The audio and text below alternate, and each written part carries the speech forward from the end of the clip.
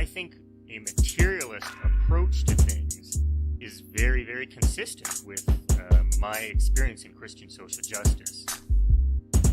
I feel like the deeper I get into anarchist practice, the deeper my faith is getting at the same time. I would hope that, securing means of life for all would be something all people of faith would say, oh yes, that's at the basis of what we believe. And those who are most marginalized know the most about the true, the good, and the beautiful. To me, it's less that I think building class solidarity is a bad thing, as much as it seems like if you don't attend to things like anti-black racism, that's always going to get in the way of building class solidarity, actually. And when you go back, you find that a lot of revolutionary grassroots participatory movements, the precursors to what you could call the barrio assemblies and these grassroots neighborhood organizations, a lot of these were sponsored by the church. What does it mean to say that the Christian tradition is internally contradictory and there are antagonisms there and you're always being faithful to some aspects and betraying other aspects? Welcome to the Magnificast, a podcast about Christianity and leftist politics. I'm Dean Detloff. I'm a PhD student at the Institute for Christian Studies in Toronto. And I'm Matt Bernico. I teach media studies at Greenville University in Greenville, Illinois. This week we are talking about the Christian left. You might think that's what we're always talking about, but now we're going to talk about it at a special level, a meta level. We're talking about how the media thinks about the Christian left. Which is something we've talked about before, but we're coming back around to it in light of all the new takes that are coming out around the Democratic candidates for the primaries this fall. Yeah, if you want to listen back, that's episode 43. As it turns out, 2017 was the year of the Christian left, and 2018 was also the year of the Christian left. And as it still is the case, 2019 still the year of the Christian left. So we're gonna get to the bottom of that Christian left, but before we do, Dean, I have a really good question that I found on reddit.com/r/Christianity, and I need your help in answering it. All right, thanks for this gift. I'll definitely offer any assistance that I can. Yeah, so I found this one under the controversial tab. So someone needs our help on this. Yeah. Okay. I'm here, I'm ready. Yeah, okay, so here it is. Are we allowed to write biblical fan fiction? Here's a little bit more elaboration. Not to be included in the Bible, but just for fun.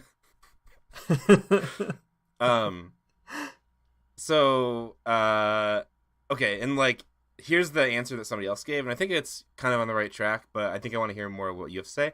So another user comments, I think as long as you don't pander to our carnal mind, you should be fine. Dang! Now I have to throw out all my own biblical fan fiction because that's all I was doing was pandering to the carnal mind. Yeah, I mean, you don't want the carnality in there. That's kind of you don't want that slash fic. You gotta pander to the spiritual heart and soul. Yeah. So, what would be your biblical fan fiction? What would you write yours about? Oh boy.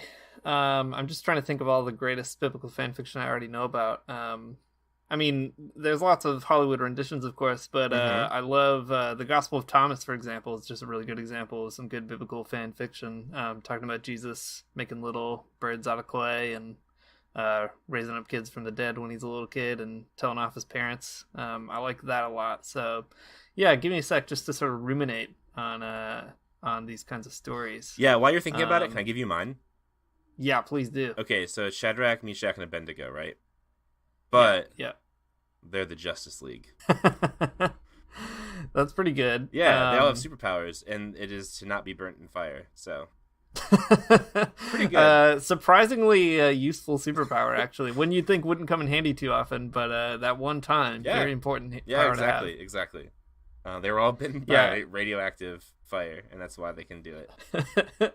Okay. I'm trying to think of some very good biblical prophet fan fiction, just because the fiction, the fact is already so rich, the biblical fact. Yeah. How you could top it is just I mean, that would be the real challenge, right? Mm-hmm. People are already walking around naked.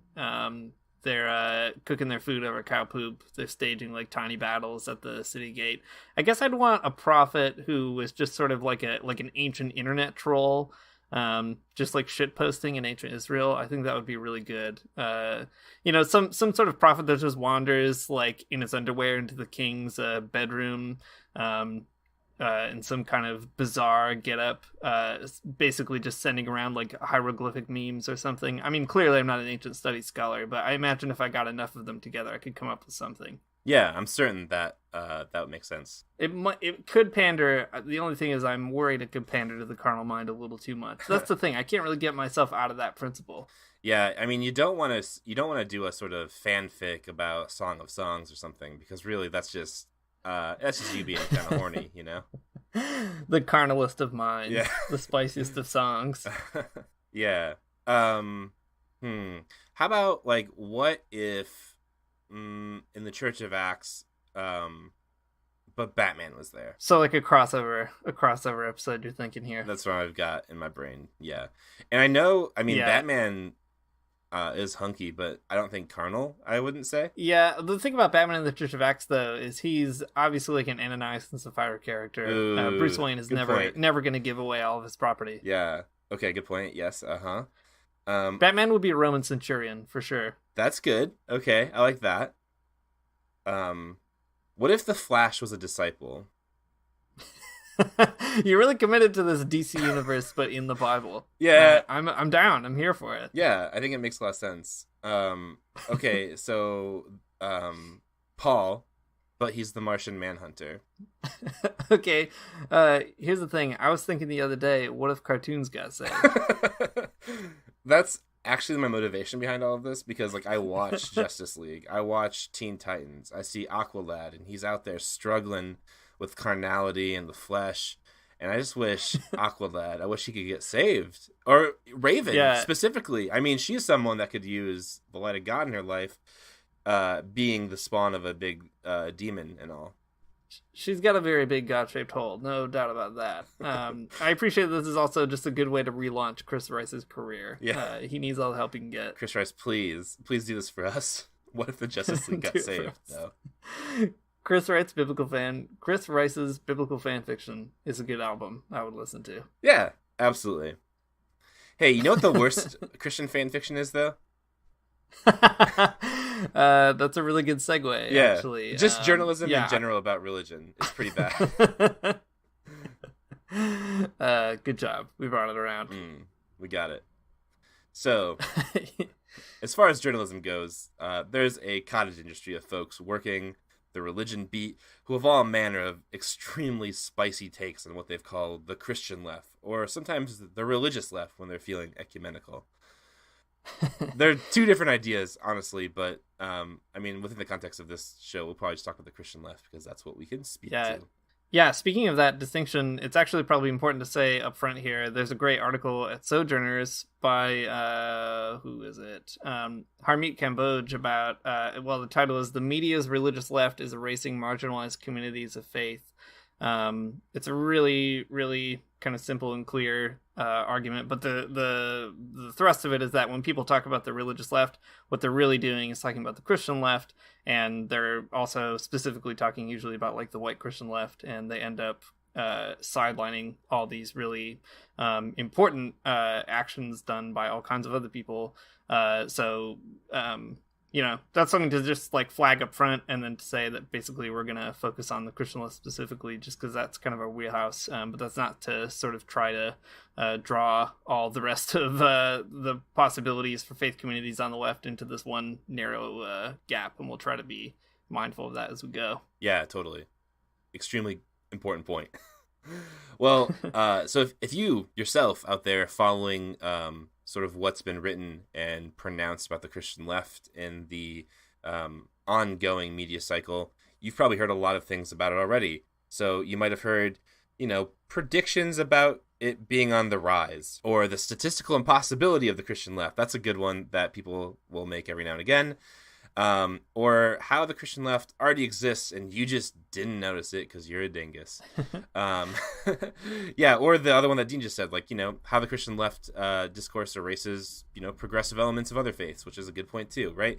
These takes are all pretty common. They're not bad at all. I don't think. But a careful analysis can demonstrate like a type of political tunnel vision where, when it comes to the Christian left, we focus on electoralism and the politics of Democrats or Republicans and misses some other stuff. So in all of these takes, the Christian left boils down to what scholar and journalist Dean Detloff has articulated as Christians who like Democrats and Democrats who like Christians. That's usually what we mean when we say the Christian left. So clearly the Christian left as just Democrats who go to church is a pretty inattentive and like, oh my gosh, boring political analysis. It's just also not very truthful either. And this is like a big, beautiful, and weird group of Christians who are all further left than the political imagination of journalists can usually see or understand. And that's a problem because it shapes people's expectations of what's really possible for Christians in the left. We think about, when it comes to Christians in the left, we usually think about electoralism because of journalist articles. In light of this tension between sort of the tunnel vision of journalists and like maybe what we see on the show as the reality, we're going to do a little bit of media criticism and get to the bottom of the Christian left and figure out how our show can kind of intervene in the discourse. Yeah. To kind of get into this a little bit, we're going to look at a few of the most recent articles and opinion pieces that have been published on the religious left. Again, this is something that we did last year, kind of around this time, a little bit earlier, I guess. But because of the sheer volume of all these things, and there's only been more since the new year, we can't look at everything. So we thought we'd just pull out a handful of articles on the Christian left and the religious left more broadly, and parse out some of these tropes that get used and maybe see what's missing. So to get us into that, a little bit of background first before we dive into the first article. So talk about the religious left is interesting because it's always been a hot topic for journalists. Some people say this is a new journalistic meme, but it's been around forever. It's something that journalists kind of reach for when they need a story. But it is true that the conversation really got going, I think, in a big way during the 2016 primaries, and then after Trump got elected, and then as these Democratic candidates have announced their candidacies for president, it has really like snowballed into a much, much bigger thing than the kind of usual topic. A lot of people were basically asking two questions, though, after 2016. This is related to basically when our show came around, too. So the first was, why did Christians vote for a candidate who seemed on paper to embody basically like everything that Christians say they don't affirm, right? Trump is like, people were like, how could Christians possibly vote for this, super gross monster? And then second, people kind of asked, could there ever be a voting bloc for the Democrats that was like the powerful Christian right that consistently votes for the Republicans? So there's a reliable Christian right. Could there be something like that for Democrats? So for our part, we talked about that first question a little bit when we interviewed Daniel Camacho way back on episode 17, which feels like 100 years ago now. And Daniel said it shouldn't really be a surprise that evangelicals voted for Trump because evangelicalism has been there or leading in that direction all along, which is a really good take that I think we still stand by. We talked about that second question as well, like Matt said earlier, back in episode 43, when we did another one of these kind of media critical episodes. And we'll probably end up repeating a lot of what we said back then, but it's worth revisiting since now 2019 is the year of the religious left, not just 2018 or 2017. In that episode, we said that from the perspective of the media, the religious left kind of looked a lot more like publishing think pieces than actual organizing. And that's still kind of true, but now we have a new crop of Democratic candidates to think through as well. And that leads us to actually an article from last year as a way of just sort of setting the stage here on Cory Booker. So I'll throw it over to you, Matt, to kind of lead us into that discussion. Yeah, for sure. Okay, so the article we're going to talk about first is called Cory Booker Could Be a Candidate for the, quote, Religious Left by Jack Jenkins in Religious News. Cool.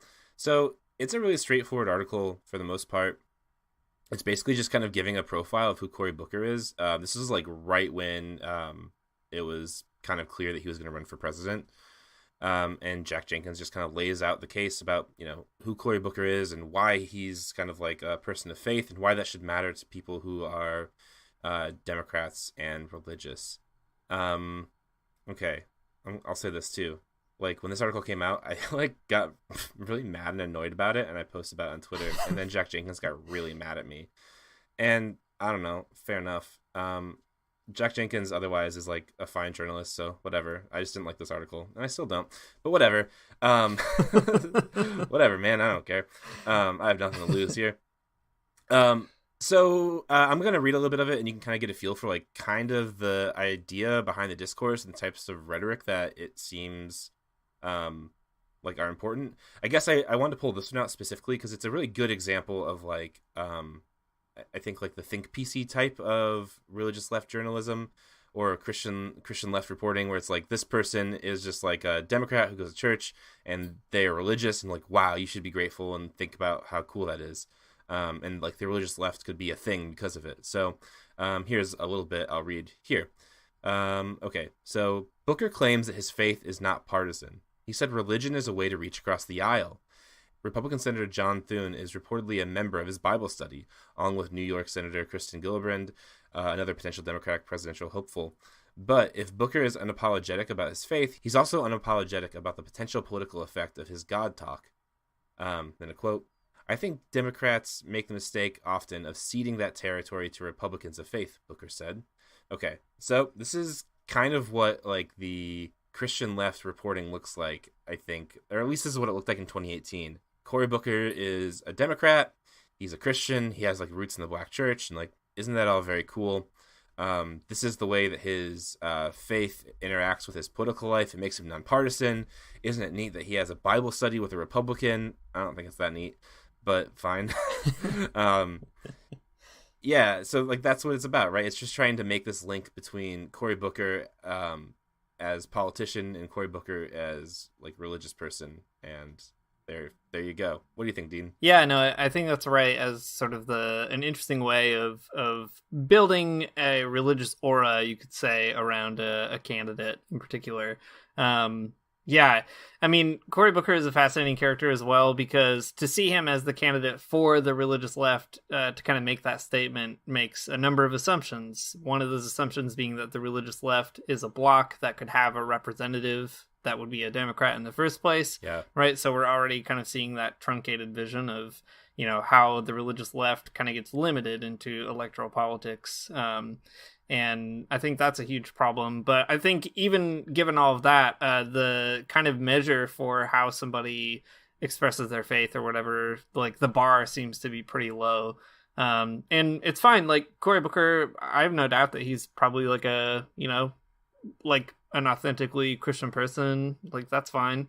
But as far as like being on the left goes, like he's a kind of progressive Democrat on some issues, but he's also like pretty jazzed about capitalism, like very into he like had some bipartisan work, not only in Bible studies but also with people like Rand Paul, making some free enterprise zones and things like that. So, you know, like he isn't really a candidate of many people who take themselves to be people of faith and are to the left of the Democratic Party.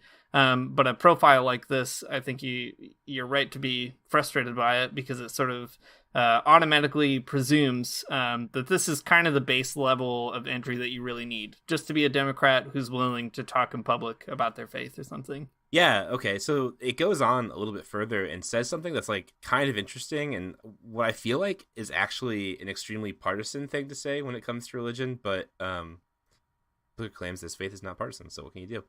So the article goes on and quotes Cory Booker some more, and he says, I think God is love, Booker said, leaning across his desk. That's that good journalism right there. I think God is justice. I think that the ideals of this country are in line with my faith. Yikes. I don't need to talk about religion to talk about those ideals that all Americans hold dear. Perhaps Booker is something of an evangelical, or at least an evangelist. For this ecumenical sense that politics and religion are not mutually exclusive, all while reaching those outside the religious fold with a broader inclusive message. Whether the faithful, literal, and figurative will rally around that idea will likely be the question of the next 2 years. Booker then is quoted at the end of the article saying, every speech I give will not yield from talking about the revival of civic grace. Cory Booker says some really confusing things, actually, in this bit. God's love, okay, fine. All Christians say that, no big deal. God is justice, like, all right, that sounds legit. And then he says, I think that the ideals of this country are in line with my faith, which is a wild thing to say.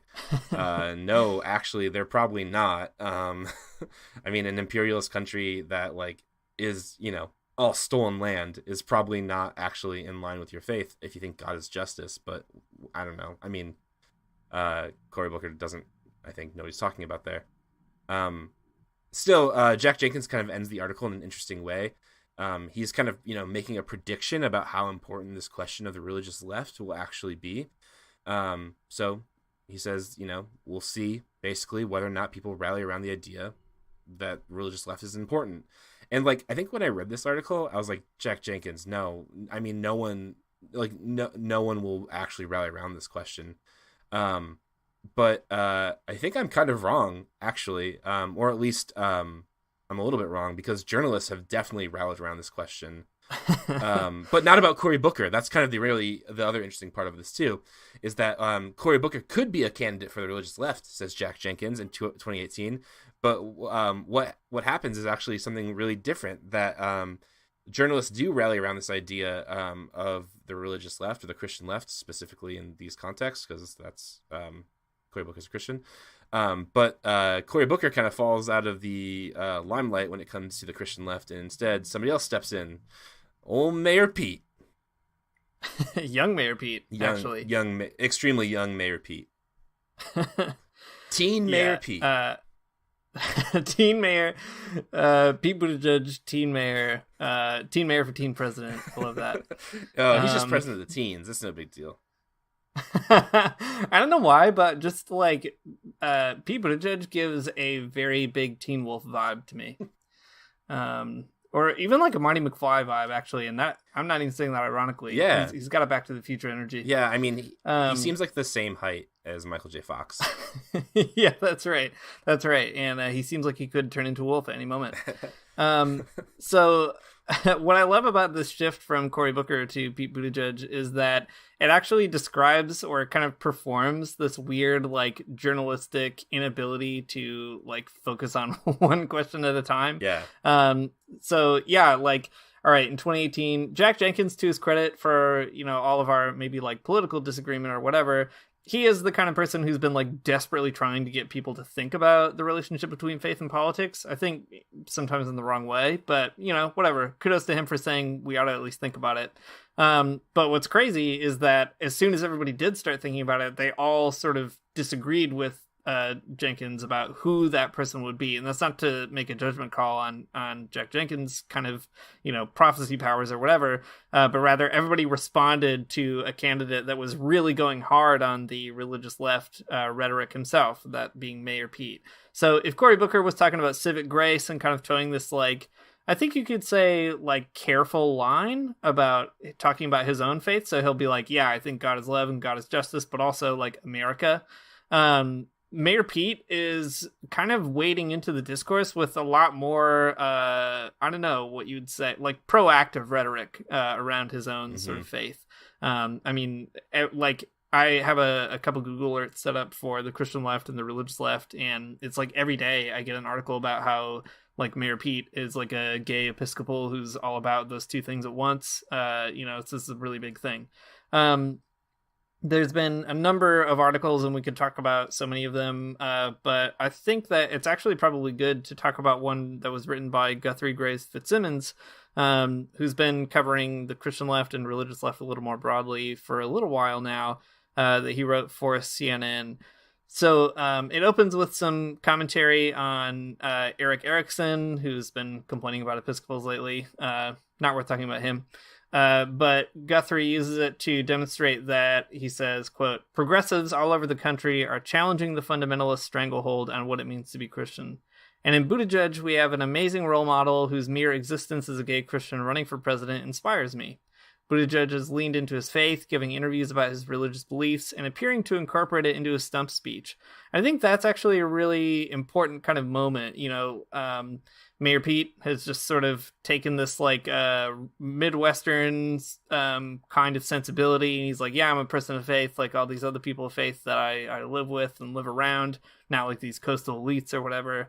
And it's kind of suggesting that, okay, the Christian left is really basically a baptized version of the Democratic Party. But maybe a little bit more than that too. Like maybe the people who are baptizing the Democratic Party actually authentically believe in both of those things, their own Christianity and the Democratic Party at the same time. And what would it be like to think about that together? It's actually a genuinely interesting journalistic sort of thing to be covering. It's important that somebody's saying that to, like, you know, cover how they're intervening in religious and political discourse.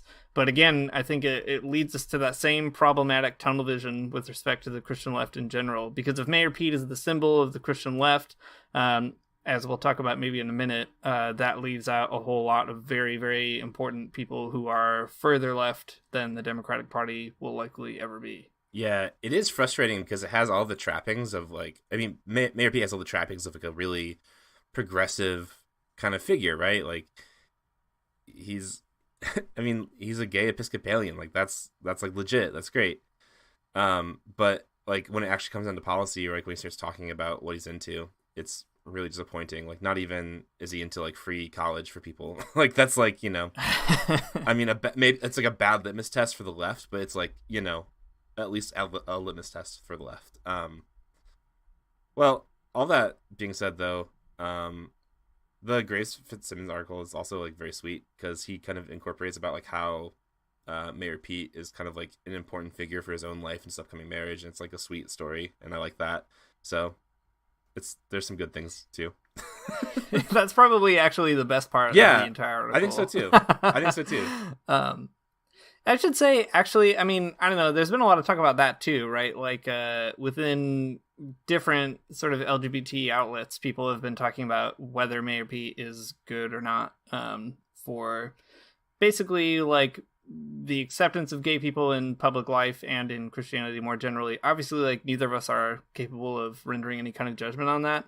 But it is really interesting that people have to contend with him being a like relatively normal guy. The fact that he's a boring Democrat Episcopal who's also gay and talking about his faith all the time creates some kind of interesting public discussions, and that's fine. Like, beyond the political stuff, that's kind of interesting.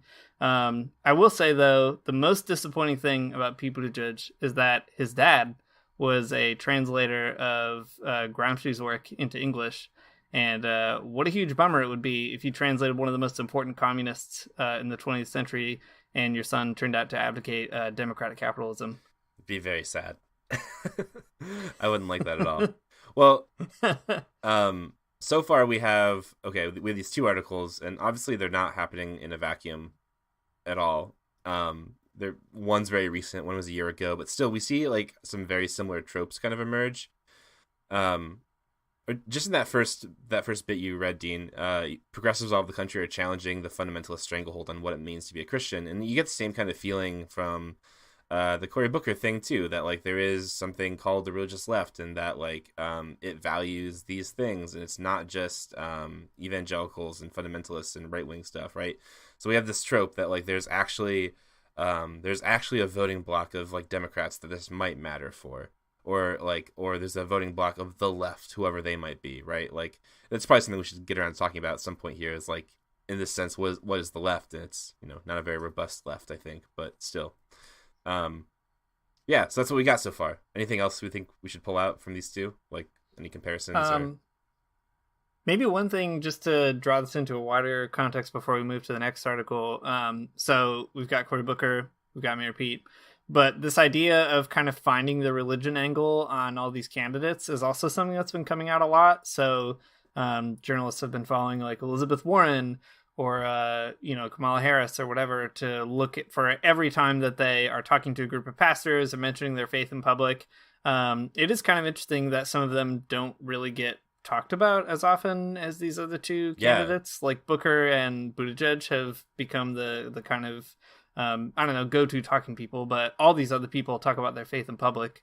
So I don't know. I mean, what does that say? Maybe something about sexism or something. I don't know. But it is kind of interesting to think about like how journalists, shape the way that we think about whether or not someone is religious, or whether or not religion even matters to them. I mean, I don't even, if I had it my way, the candidates that I would be choosing from wouldn't all be capitalists. But nevertheless, among those capitalists, it's probably worth at least kind of figuring out how they do and don't all get sort of talked about with the same kind of narrative flair or religious aura, even though they could. Someone could easily write an article saying Elizabeth Warren could be a candidate for the religious left, and they would have just as much a leg to stand on as someone writing about Cory Booker or Pete Buttigieg. Yeah, that's a good point. Well, okay, we've covered the first two usual suspects. We got Mayor Pete, we got Cory Booker, but let's get really weird with it. So for the third article, we thought, Cory Booker said that his faith is nonpartisan, and same here. So for the third article, we thought we'd turn to a really weird conservative source. We found this very recently published article from The Federalist, which I feel gross even saying, and I had to go to that website, and it's in my history now, and I don't like that. But I did, and I went and I read it, and it's a really strange thing, but actually kind of telling. Or at least it trades in the same type of tropes that the others do, but with this weird twist in there. So the article is titled, "For the Left to Get Religion, They'll Have to Give Up Abortion and the Misuse of Sex," by Nathaniel Blake at The Federalist. I don't know what the misuse of sex means. I read the article and I'm still not really sure, but it's just like... I used my sex wrong. Oh, I no. did a wrong sex. These directions are not clear. Okay, so the article starts off in a actually interesting way. And it's kind of charitable even. So this is what Nathaniel Blake... Dean and I were Googling around for Nathaniel Blake. We are not sure who that person even is, but he apparently wrote this article for The Federalist, so you can look him up and maybe find him. All I can determine is that he has a PhD in political theory. That's my favorite thing to have a PhD in. It's good. Okay, cool. So he starts the article and says this: "I'm a conservative, but I would agree that Christians can hold good faith progressive views on political issues, from environmental policy to gun control to tax rates." Nice. Thank you. "Despite our disagreements, I would be delighted if progressives were coming back to church rather than fleeing." It's so funny because it's just like, well, progressives aren't in church in the first place, really, but they should go back to church.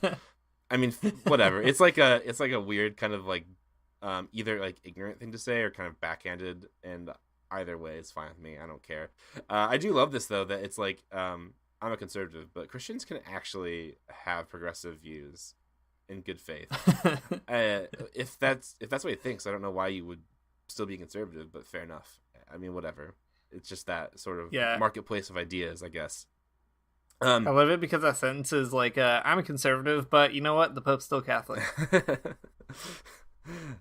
Well, so he goes on then to kind of make his point. Despite the diversity of other political opinions, Christians should speak with a united voice in declaring that the government should not permit, let alone subsidize, the killing of developing humans in utero. Opposition to abortion should be a baseline for Christian involvement in politics, and progressive Christians who support bigger government in order to combat injustice should be loud supporters of the right to life. Okay, so this is like, I think, a really weird take for so many reasons. I mean, I think like liberals have a hard enough time talking about the Christian left, let alone a conservative.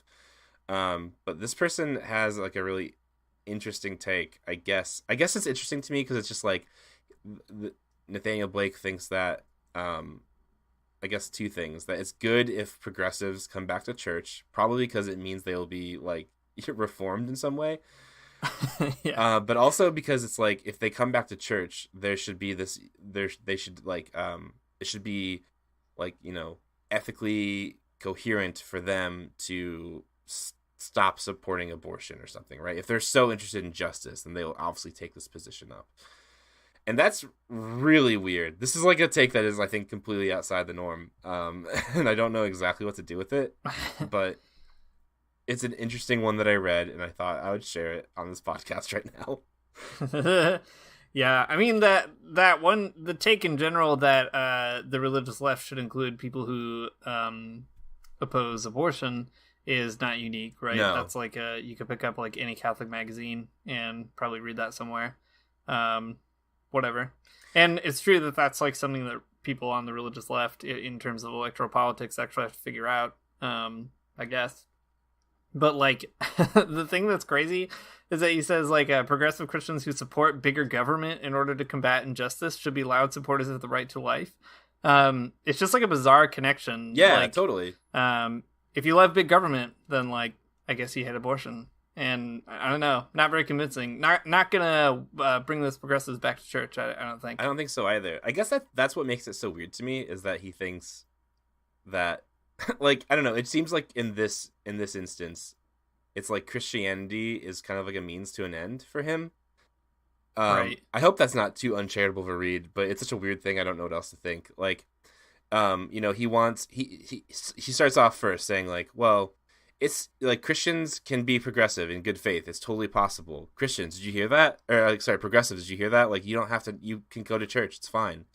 And like, you should go back to church. It's great. And also, you should, like, because of that, like, necessarily so, you must also sort of be anti-abortion. And it's just like this weird array of ideas that clearly are like tenuously linked together. It's just a lot of weird stuff going on.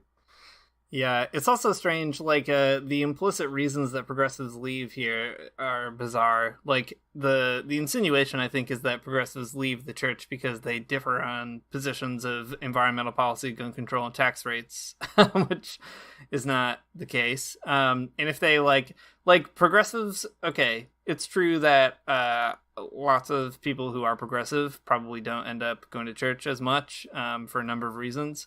But like, there are lots and lots and lots of progressives who are in church, who are not fleeing. Like, they're still there.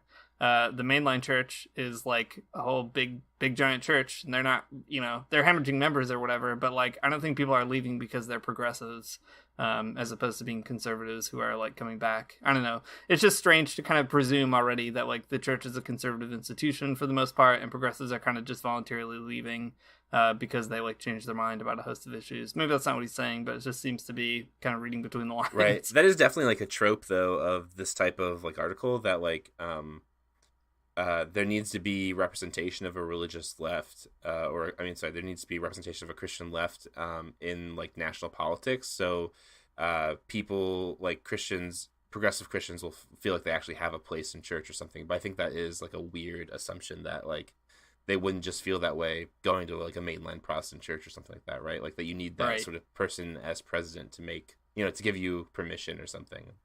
I don't know. Right. That doesn't seem true to me, but whatever. Yeah. Well, let's move on. We've got like a few more left, 3 more left to pull out here. This one is from the National Catholic Reporter by Michael Sean Winters. It is called, "May the Renewed Religious Left Avoid the Religious Right's Mistakes." I'll read just like a couple of paragraphs really quick. I'll try to shorten them. But I think, I don't know, there's some things in this article I don't agree with, but there are a couple of points that are really good. So he says, he's talking about like a number of candidates who appeal to, whatever, biblical verses and stuff for policies or in speeches and that sort of thing. He says, "The fact that these candidates are not particularly deep theologians is a little frustrating, but it would be worse if they were trying to be theologians. We're electing a president, not a pastor or a preacher, and the calculations we expect from a political leader are different from those we desire in a religious leader."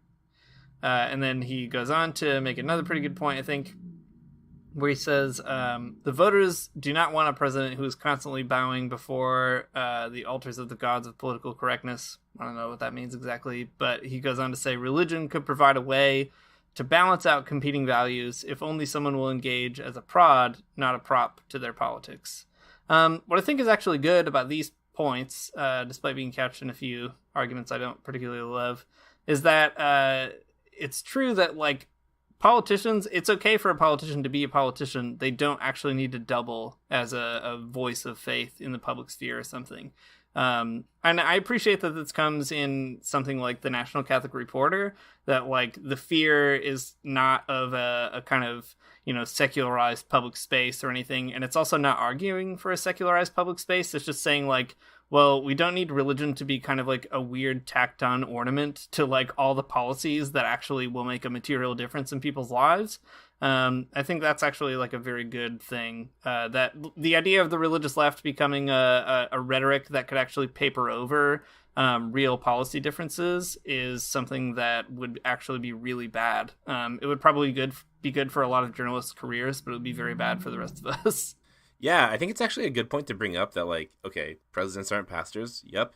And, like, there is conceivable situations where, like, a Christian left or a progressive Christian, or like whatever that really means, could vote for somebody who is not a Christian, right? Like, I can imagine doing that very easily.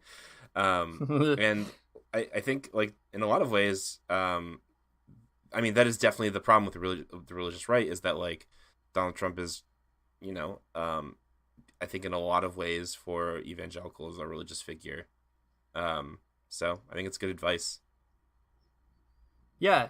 And I think, too, that idea of, like, religion should be kind of a prod to your politics and not a prop. That's actually very, like, it's a cute phrase, but it's a very important distinction.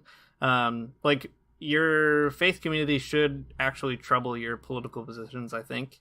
You know, it should prod you forward. Like, it should give you interesting things to sort of bounce off of. It should, you know, provide a number of ways of thinking about an issue, but it shouldn't be just like an accessory or like something that you put on alongside all the rest of your political positions. And I think that's actually a way more authentic way of looking at how, like, religion even operates in people's lives generally. So, like, why should we expect politicians to talk about their faith all the time when, like, you wouldn't even do that at a party? Right. Yeah, I think prod rather than prop is good too, because I mean, like, okay, and if you set it up in other ways, like the Cory Booker article, right? Like, he's talking about how he's a Christian, God's all about justice, and also, like, my ideals and values line up with the United States completely. That is such, like, an incoherent thought. Like, how can you believe in a God that's about, like, you know, tearing the mighty from their thrones and lifting up the lowly, but also be like the president? I think that, like, it's like you're doing the opposite is kind of the thing. But, like, this other way of thinking about it, you know, religion as prod, it would mean that, like, well, the real figure for the Christian left would be the one that, like, can be antagonized by religion and respond accordingly. Right. So that's what I want. Someone who's not a Christian, but who's open to hearing the antagonisms of it. And I think that would be good. Yeah, okay. I mean, all right. They could be a Christian and antagonized by it too. It's fine. I'm just saying, like, yeah, I mean, like, you know, if you think that Christianity and being, like, an American are 100% compatible and not a problem whatsoever, like, shut up. No, they're not. Yeah. That's ridiculous. You have no idea what you're talking about. That's a good take. All right, let me move us to another one. This is just kind of another brief point, but good. This is from an article in The Atlantic by Emma Green, and it got passed around a lot, and people have a lot of thoughts about it. I'm kind of going to ignore them all, but there is one very good point that she makes. So the article is called "Democrats Have to Decide Whether Faith is an Asset for 2020."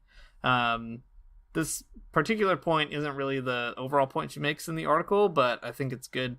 So she says, speaking the language of faith is an effective way to get media attention. Democrats' tortured relationship with religion has long been a theme in political coverage, and faith is rightfully seen as an important factor in elections, but religious rhetoric only goes so far as a way to win votes.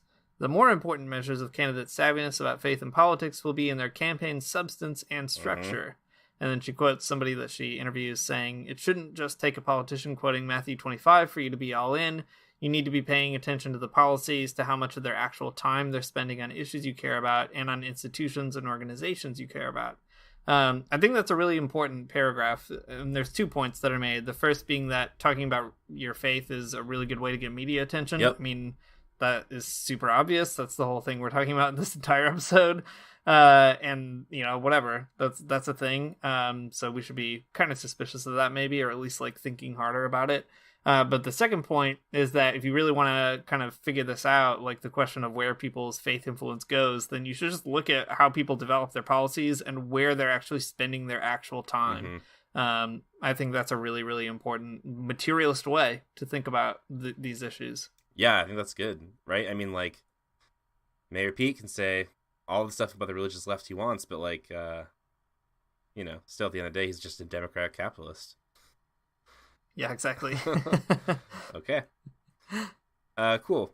Well, the last article we're going to talk about, and then we're going to probably draw out some like wider themes about things we've just discussed, is one that came out today, April 11th. So if you're listening to this in the future, that's the reference point.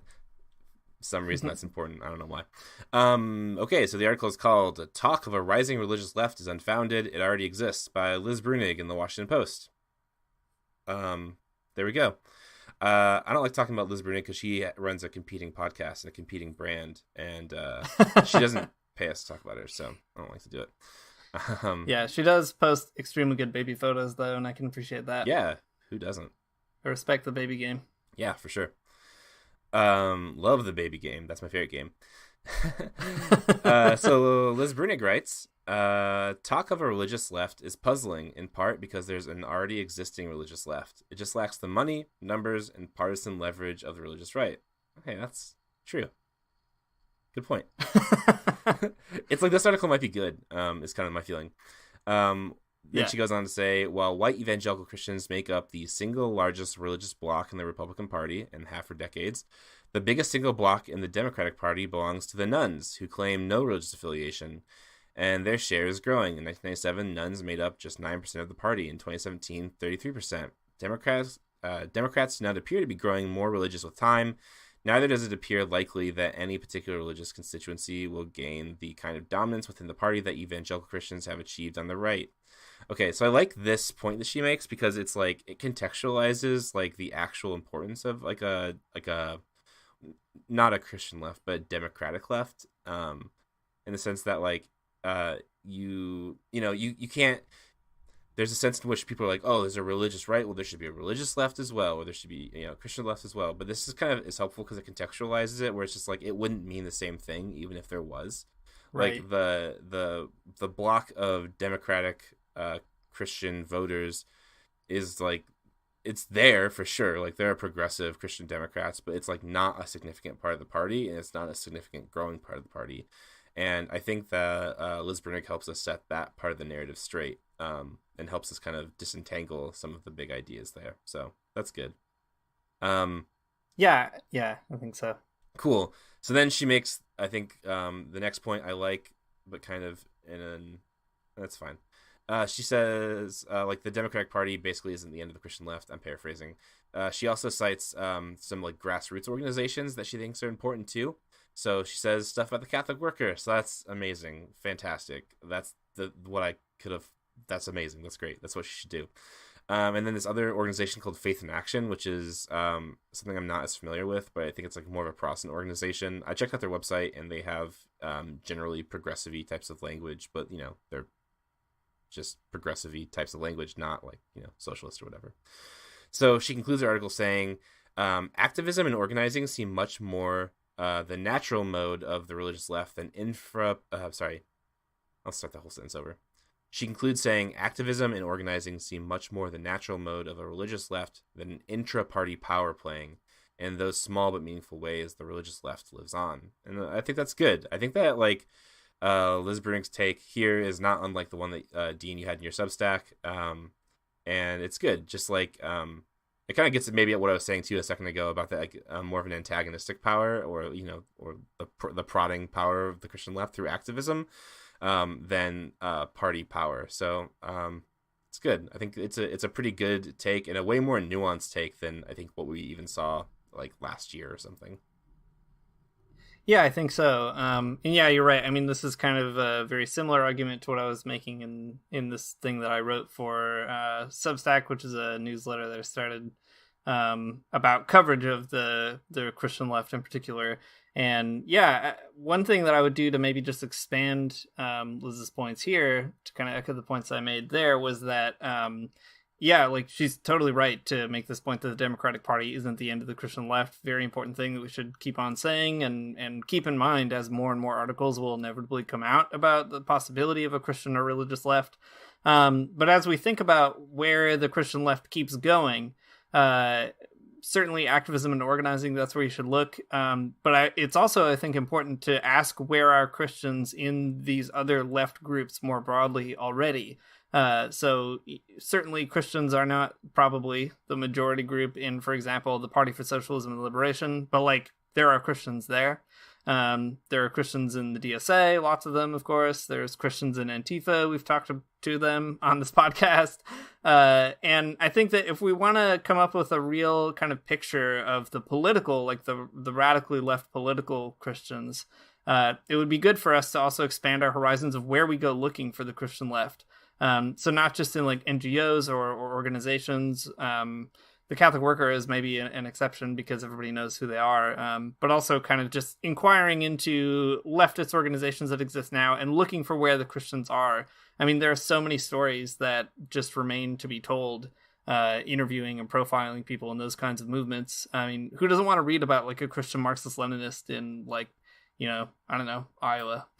Like, I would definitely read it, and they exist. So, I would just appeal to that too, to say that like, I love this point so much, and I just hope that more and more people can kind of keep on repeating it in more and more outlets. So it would be a very good thing for journalism if more people were able to publish stuff like this, like Liz posted in the Washington Post. Yeah, I think it just becomes really hard because like while those stories are interesting and like people like you and I would love to hear more of those stories, since they're not connected to like national politics, it just becomes like, you know, that much harder for people to actually get those types of things published. Well, I'll mention a couple other maybe good takes too. Yeah. And we can kind of just maybe do a more meta conversation to close this out. So Hollis Phelps, he does religious studies and is a really great scholar. He wrote a helpful contextual criticism of the idea of a religious left at Religion Dispatches. And Kaya Oakes also wrote a really neat two-part piece on Catholic activism for U.S. Catholic. They're both very different, but they come to basically the same conclusion, which is that all the interesting stories about the Christian or religious left are the ones that are happening off the page of typical outlets and out of the spotlight of like, you know, political campaigns and that sort of thing. Kind of echoing the same point that Liz makes as well, right? That like it's activism and organizing that you should be keeping your eye out for if you want to know where the Christian or religious left shows up. I think that's just like a good point to kind of keep pressing as well, because if you do that, you actually automatically kind of sidestep the issue of like falling into baptizing one candidate as the representative of the Christian left or whatever. Because most like actual organizers who are on the ground are savvy enough to try to use those people when they can and also recognize when they're not actually helping the struggle out. So if you follow the people who are struggling, you'll have a much longer horizon of the Christian left than if you just follow, like, I don't know, people who end up on the news or on a political stage. Yeah, I think that's exactly the point we should be making. It's kind of cool. I mean, like, that's a little bit about like what we've done on our podcast, and, you know, like what we can continue to do is kind of tell more of those stories of, you know, that won't ever make it into an actual publication. So let's just keep doing it, I guess. Yeah, right. That's a really good rousing call to action, I guess. Yeah. I mean, yeah, like I'm gonna write my Teen Titan Bible fanfic first, and then we'll do it. Yeah, we'll do another interview with somebody that's like religious left person. Yeah. All right, so we're about to enter full campaign season this summer. What do you think, Matt? Well, like, if you had to, okay, so we did this kind of media criticism, looking at a number of different articles and pulling out what was good in a few of them and what we thought where they were kind of lacking or missing the mark. But if you could, like, sort of give advice to media consumers and also maybe media producers thinking about the Christian left, what would you think? What would you give?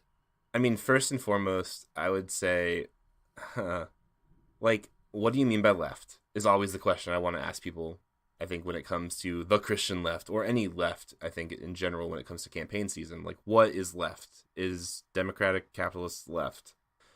And if so, tell me why that is a meaningful type of leftism. That would be the first thing. The second thing is just like, how does religion show up in the rhetoric and language and media spots of the people that we are, whatever candidate it is, like how does it show up in their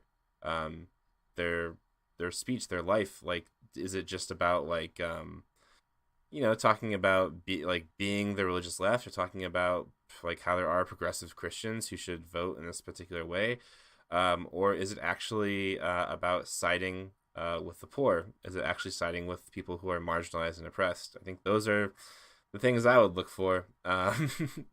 Just, are they actually doing something that's worthwhile or like worth calling Christian left, or are they just talking about how religious people shouldn't cede ideological territory to the right or something like that? I think those are things I would want them to know about.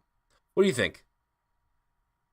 Yeah, no, I think that's good. I think on the sort of consumer side, I mean, definitely asking and being aware of how people sort of explain the left or don't explain the left is very important. Yeah, like also kind of looking for like what kinds of journalistic histories there are behind specific journalists, I think is really important for media consumers. Like what do people seem to be actually good at reporting? Some people write about the Christian left and they, like got assigned it or something. So they're trying to internalize and become an expert overnight. And like, it's not that like they're bad journalists, but that obviously doesn't tell you as much as somebody who's been on the beat for like 3 or 4 or 5 years or more, or who like does it as a scholar for a living. So I'd say that's kind of one piece of it. For like media producers though, I mean, this is kind of like a hobby horse of mine now, I guess, but I would just hope that people would start interviewing like normal average people and telling those kinds of stories. Like it's extremely easy to actually write a profile about someone living at a Catholic worker house, or someone who's a member of the PSL or the DSA or Antifa, or a number of like, smaller activist groups or like tenants organizations and that sort of thing. And just asking like, hey, are there people of faith here who would want to talk about how their faith intersects with their politics? Like, chances are probably, yeah, there's like at least somebody. Like one time I wrote an article for America Magazine about Antifa in Toronto, and there's an anti-fascist group here in Toronto, and I knew somebody who was organizing with them, and I was talking to him, and I was like, yeah, I really want to write a piece about like Christianity and Antifa, but I don't know what kind of angle I would take. And he was like, oh, we have a Christian person in our group. And I was like, great, that's perfect. Like, it was as easy as that, just having a conversation. And yeah, I guess I would just hope that people would kind of be thinking more creatively about where to find those stories, and not just sort of following the news cycle and looking for the religion angle, trying to get ahead of the news cycle and kind of create the horizon of possibility that we actually need to think about the Christian left in the world. I think that would be very important. Yeah, I think that's a great point. I mean, like, journalists have an insane amount of power to shape types of discourse, and if they really want a Christian left discourse, if the Christian left is just gonna happen, right? Like, talk about electoralism, talk about Mayor Pete, talk about Cory Booker, do it all, it's fine, but like, don't forget about this whole other side of it that I think are stories that are just as compelling, just as important to tell, even though they might not be, they might be off the beaten path a little bit. Thanks for listening to the Magnificast. If you like what you heard, you can support us on Patreon at patreon.com/themagnificast. You can find us on Twitter. You can find us on Facebook, kind of. We have a Facebook group called the Magnificast Basement. You can send us an email at themagnificast@gmail.com. Also, you should definitely be donating if you have the means to the Friendly Fire Collective and Christians for Socialism and the Catholic Worker, who are all putting together an amazing retreat in Minneapolis this summer. You can do that at chuffed.com/project/friendlyfire. And we encourage you to help them out. They're providing scholarships for people who want to come to the retreat and don't have the means to get themselves there. So if you're able to share according to your ability, they will redistribute it according to other people's needs. Thanks a lot. Our music, as always, is by Amari Armstrong and the Illogical Spoon, and we'll see you next week. I don't want to Get up for church in the morning, souls alive. Heaven come to earth and there won't be no church. We'll meet down by the riverside. There we'll swim with all creation. Never get tired, never bored. Don't worry, someday there'll be no dam between us and our Lord.